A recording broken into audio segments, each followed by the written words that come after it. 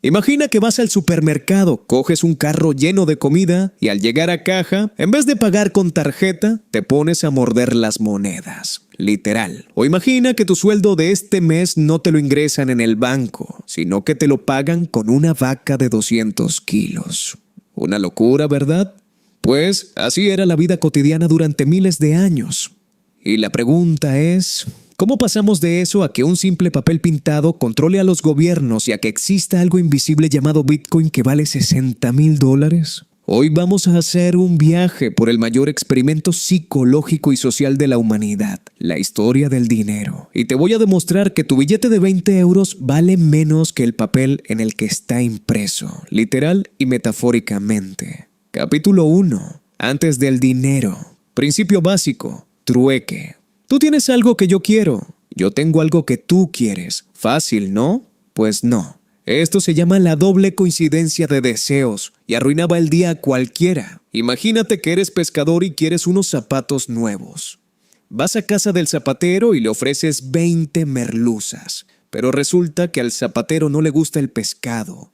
Lo que quiere es trigo para hacer pan. Así que ahora tienes que buscar un panadero que quiera pescado para conseguir el trigo que quiere el zapatero y así tener tus zapatos. ¿Cómo lo oyes? Una cadena de favores infernal. La economía era tan lenta que casi nadie podía escalar. La humanidad necesitaba un comodín, un objeto que a todo el mundo le gustara.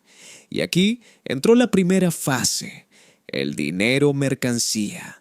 Pero, ¿qué es exactamente el dinero mercancía? Pues objetos que poseían valor por sí mismos y que todos aceptaban. Y aquí la creatividad humana se disparó. ¿Qué se usó como dinero? Prepárate para la lista. La sal, que era tan valiosa que de ahí viene la palabra salario.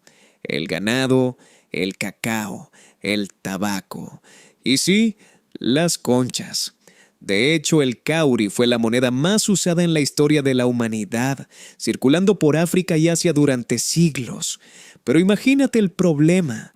Si te pagaban con sal y llovía, tu sueldo literalmente se derretía. Si te pagaban con una vaca, no podías dar cambio partiéndola por la mitad. Bueno, podías, pero el dueño se enfadaba un poco. Se necesitaba algo divisible, duradero y escaso. Algo que brillara y no se estropeara. Algo como el metal. Capítulo 3. Las monedas. Viajamos al año 600 a.C., al reino de Lidia, en la actual Turquía. Allí gobernaba el rey Aliates y tenían un río que arrastraba una mezcla natural de oro y plata llamada electro. Los lidios tuvieron una idea brillante: crear pequeños discos de metal con un peso estándar y estamparles el sello oficial del rey. Acababan de inventar la moneda. Esto lo cambió todo. Ya no había que andar pesando lingotes o discutiendo purezas. El sello del rey era una garantía. Este concepto fue tan potente que se extendió como la pólvora. Los griegos con sus dracmas, los romanos con sus denarios. Estos últimos acuñaban monedas en el templo de Juno Moneta. De ahí viene precisamente nuestra palabra moneda y dinero. Pero claro, el metal, aunque molaba, pesaba un montón. Para comprar una casa necesitabas una caravana de burros cargados de oro. Mover grandes fortunas era un engorro. Hasta que llegó China, un salto enorme. Imperio Chino, dinastía Tang y luego Song, año 812 después de Cristo. Los comerciantes chinos tenían un problema de logística. Las monedas de cobre eran tan pesadas que un comerciante medio necesitaba varios caballos solo para cargar su efectivo. Así que empezaron a funcionar con pagarés. Depositaban su metal en una casa de confianza, los primeros bancos, y a cambio recibían un papel certificado que decía al portador X cantidad de monedas. Nace el papel moneda. Al principio era dinero fiduciario, es decir, respaldado por la confianza y el metal guardado en una cámara acorazada. Pero cuando el gobierno vio el filón, lo monopolizó. Marco Polo, al verlo, se quedó boquiabierto. Lo describió como el mayor secreto del Gran Khan para crear riqueza de la nada. La idea voló a Europa. En el año 1661, Suecia emitió los primeros billetes europeos. Y aquí, en este punto, la humanidad firmó su sentencia financiera, porque ahora un billete ya no era solo un recibo, era una promesa. Y las promesas a veces se rompen. Pero déjame darte el contexto. Antes de esto, las monedas valían lo que pesaba su metal. Ahora teníamos un papel que representaba ese metal. La confianza se había convertido en la materia prima del dinero. Y a partir de aquí, todo se volvió mucho más loco y abstracto.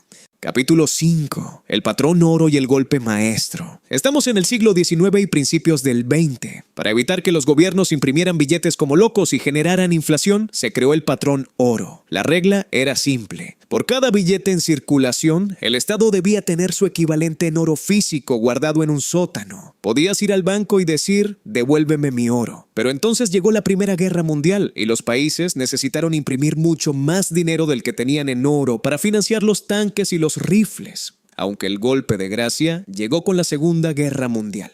En 1944, con Europa en ruinas, se firmaron los acuerdos de Bretton Woods. Las potencias acordaron que el dólar estadounidense sería la moneda de referencia mundial y solo él mantendría una conversión fija al oro, $35 por onza. Todas las demás monedas se fijaban al dólar. Estados Unidos prometió al mundo que pasara lo que pasara. Ellos sí tenían el oro. Pero en los años 60, Estados Unidos empezó a imprimir dólares descontroladamente para pagar la guerra de Vietnam y los programas sociales. El mundo olió la trampa. Francia, bajo el mando de Charles de Gaulle, envió literalmente un barco a Nueva York para exigir que le cambiaran sus dólares por oro físico. Y el 15 de agosto de 1971, el presidente Richard Nixon dio un discurso histórico. Con una jugada maestra, rompió el pacto unilateralmente. Desde ese día, el dólar dejó de estar respaldado por oro. La era del dinero fiat había nacido. Fiat significa por decreto en latín. Tu dinero vale porque el gobierno dice que vale. Pura confianza. Pero piensa en la lección que nos dio Yap. La confianza es invisible. Pero si se rompe, todo el sistema se hunde como una piedra. Y así llegamos a hoy. El capítulo final, por ahora. Si el dinero ya no es un papel convertible en oro, ¿qué es realmente? Ahora es un simple número en una pantalla. El 97% del dinero que existe hoy en el mundo no es efectivo. Son solo bits, apuntes contables en servidores bancarios viajando a la velocidad de la luz. Esto culminó en 2008, en plena crisis financiera. Un tipo misterioso llamado Satoshi Nakamoto publicó un artículo donde planteaba una idea revolucionaria. ¿Y si creamos un dinero que no dependa de la confianza en un gobierno ni en un banco, sino de las matemáticas? Nacía Bitcoin, un dinero digital, descentralizado y limitado. Es la antítesis del dinero por decreto de Nixon. El debate está servido. El concepto de dinero ha pasado de ser una concha a un metal, a un papel respaldado por metal, a un simple decreto de fe y ahora a un algoritmo. Pero la pregunta es, si mañana se va la luz, si el sistema colapsa y no podemos ver las pantallas del banco, ¿ese dinero seguirá existiendo? Habremos construido nuestro imperio económico sobre una nube que se puede desvanecer, lo que empezó solucionando el problema del trueque. Podría llevarnos de nuevo a él, pero si hay algo que la historia del dinero nos ha enseñado, es que, si miramos al pasado, la respuesta suele estar en lo que una vez ya fuimos. Así que dime, ¿sigues queriendo que te paguen con una vaca? ¿O confías ciegamente en que tu app del banco no se va a congelar? Déjamelo en los comentarios. Y si quieres más historias que te vuelen la cabeza, ya sabes, suscríbete y dale a la campanita. Y si te has quedado con ganas de más, suscríbete y activa la campanita, porque cada semana traemos una historia que te hará ver el mundo de forma distinta. Nos vemos en el próximo vídeo.